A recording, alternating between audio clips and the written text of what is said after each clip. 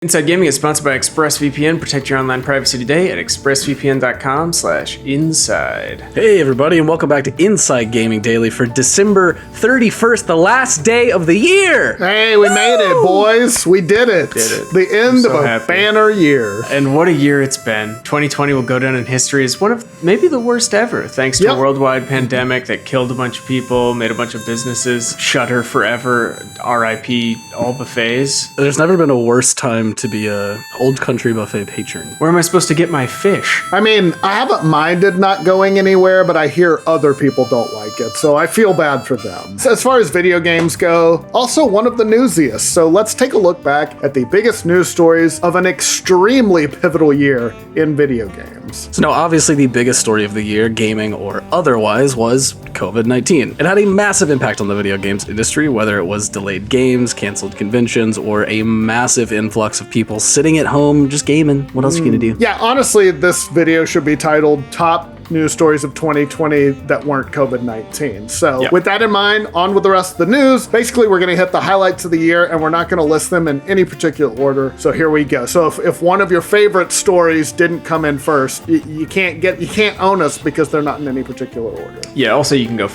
yourself. The first one we're going to talk about is the next-gen consoles. The dawn of a new generation is like the Olympics, except even more rare, because the Olympics are not that rare. I like the figure skating. That's about it. Ice dancing. It's called ice dancing. Oh, sorry. 2020 was the year that we got new consoles from both Microsoft and Sony. Yeah, the start of a new generation is always a huge deal, and this year was no different. Sony rolled out the PS5, a standard and a discless version, and Microsoft came out with two entries, the premium tier Xbox Series X and a digital-only, lower-priced version, the Series S. Yeah, but each, of course, had beefier CPUs and GPUs. That's standard. Every generation, they get a little more powerful, but something new this year, solid-state drives. Obviously, PC gamers have had these forever, but for console owners, the faster load times were one of the biggest leaps forward for the new generation. And of course, the sweet PS5 DualSense controller. You can game with it, you can put it in your nether regions, and it feels nice. It just does it all. I can fit an entire one in my mouth. The next generation got off to a rough start, though, because both companies had supply issues due to the coronavirus, and all of the consoles quickly sold out. We saw some stock refreshes in the latter weeks of the year. Still hard to get a hold of any of the new consoles this year. A lot of bots. Here's hoping 2021 will be better. Not likely, but here's hoping. Users also reported a variety of technical issues with the new consoles, the most serious of which seemed to be problems with the Series X's disk drive, but it's a little too early to tell if those issues are isolated or symptomatic of a larger problem. As for games, Sony's big exclusives for the PS5 were Spider-Man Miles Morales and the Demon's Souls remake, and Xbox Series X had Game Pass. Yes, they brought it back. Game Pass. They brought it back. The much publicized delay of Halo Infinite left the new Xboxes without really a must-have exclusive, but Game Pass plays better on it. That's something. It's definitely going to have a lot of exclusive in the years to come. And PS5 has had some issues too. There's been some disk drive issues, some UI issues, some rest issues. It's got sleep apnea. Yeah, it needs a CPAP machine. Our next big story of the year sent shockwaves through the gaming industry. So that definitely qualifies it to be on this list. It actually is it's one of the biggest news stories of the decade. It's not understating it at all. No, this is like the big one. Of course, that would be Microsoft buying Zenimax, the parent company of Bethesda, id Software, Arcane Studios, many more. Yeah, Microsoft busted open the piggy bank to buy it too, shelling out $7.5 billion with a B. But for all that money, they got some of the biggest crown jewels in video games, particularly Bethesda. I should note, they did not pay as much as Disney did for Star Wars. They paid about double. They paid double. Yeah, almost double. That's how much, that's how expensive video games are. But yeah, now Microsoft owns some of the biggest franchises in gaming, including Fallout, Doom, Dishonored, Elder Scrolls, Prey.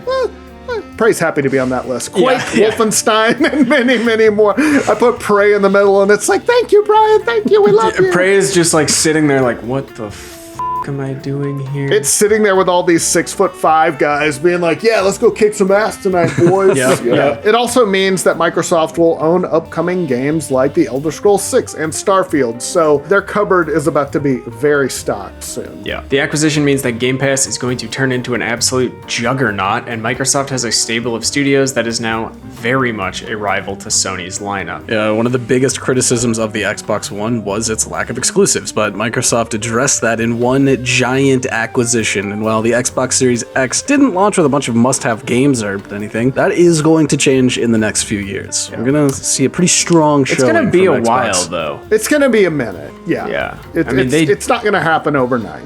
Another huge story this year was The Last of Us 2, the highly anticipated sequel to one of the best video games of all time. It released in June, but before that, there was a huge leak of the game, which blew a lot of plot points, among other things. These kinds of leaks happen a lot in games, especially ones with a lot of hype built up around them, but in this case, The Last of Us 2, the leak sparked a huge backlash. And sadly, that backlash led to some people harassing and threatening the developers of the game. It even got to the point where Naughty Dog had to publicly condemn the toxic behavior. The game's director, Neil Druckmann, also posted a sampling of the abuse he received, which was extremely anti-Semitic and transphobic, to say the least. I'm sure they found some other things to smatter in there as well. People even threatened one of the voice actors in the game. Who had nothing to do with the writing that you did not like. Do not death threat people who had Don't nothing death to threat do. anyone. Anyone That's like really. yelling, but that's like yelling at the kid behind the counter that the popcorn at your movie is expensive. Exactly, Like, they do yeah. not set those prices. Yep. As someone who has been yelled at about popcorn prices before. But yeah, The Last of Us 2 went on to have a successful release, but it was somewhat tainted by all the nastiness from a small segment of players. On to more stories. Next up, we're going to talk about how GameStop responded to the coronavirus, or more accurately, how it didn't respond to the coronavirus, how it actively made things worse. Yeah, the struggling retailer's safety precautions during the pandemic were pretty lax, to say the least. During the early days of the pandemic, the retailer infamously refused to close its doors to customers for as long as possible. But it was finally shamed into it, and when we say shamed, we mean forced to by authorities. Cops had to come make them shut So down. crazy. Like a f***ing college party. And then in lots of places, they continued operating with smaller groups of staff to give customers internet orders, instructing them to just wrap their hands in a plastic bag and crack the door. Perfect. Beautiful. Yep. Oh, please note, they are GameStop branded plastic bags. At the core of it were greedy GameStop executives who wanted stores to stay open no matter what, because people were playing lots of games during the pandemic and they wanted to see some more of that business. By April, GameStop executives were already rolling out plans to fully reopen stores in some area, because we definitely had everything under control in April. As you can tell by the numbers, they've just been going downhill ever since. Were there any game releases that coincided with that? That's right, Animal Crossing and Doom Eternal. Yeah, they were going to stay open. So obviously, we're not criticizing GameStop employees here. These are just decisions that are coming down from the top, but oh boy, were they irresponsible. Today's show is brought to you by Stamps.com. What's one thing we learned in 2020? Well, the internet is even better than we thought. You got your groceries online, your movies are online, your doctor visits are online, and of course, going to the post office online with Stamps.com. Stamps.com allows businesses to do all of their mailing and shipping right from their computer. No need to leave their home or office or home office. Stamps.com has saved small businesses all over the country thousands of hours and tons of money, and now you can too. With Stamps.com, you get the services of the post office and the UPS right on your computer. Plus, you got big discounts on mailing and shipping rates. Stamps.com is a must-have for any business, whether you're a small office sending out invoices, an online seller shipping out orders, or even a giant warehouse sending thousands of packages a day. Stamps.com can handle it all with ease. Simply use your computer to print official US postage 24/7 for any letter, any package, any class of mail, anywhere you want to send. And once your mail is ready, just schedule a pickup or drop it off. It is that simple. Stamps.com, you get 5 cents off every first class stamp and up to 40% off priority mail and up to 62% off UPS shipping rates. Not to mention, it's a fraction of the cost of those expensive postage meters. Stamps.com is a no-brainer, saving you time and money. It's no wonder over 900,000 small businesses already use Stamps.com. So make 2021 the year you stop wasting time going to the post office and go to Stamps.com instead. There's no risk, and with our promo code INSIDE, you get a special offer that includes a 4-week trial plus free postage and a digital scale. No long-term commitments or contracts. Just go to Stamps.com, click on the microphone at the top of the homepage, enter code INSIDE. That's Stamps.com, promo code INSIDE. Stamps.com.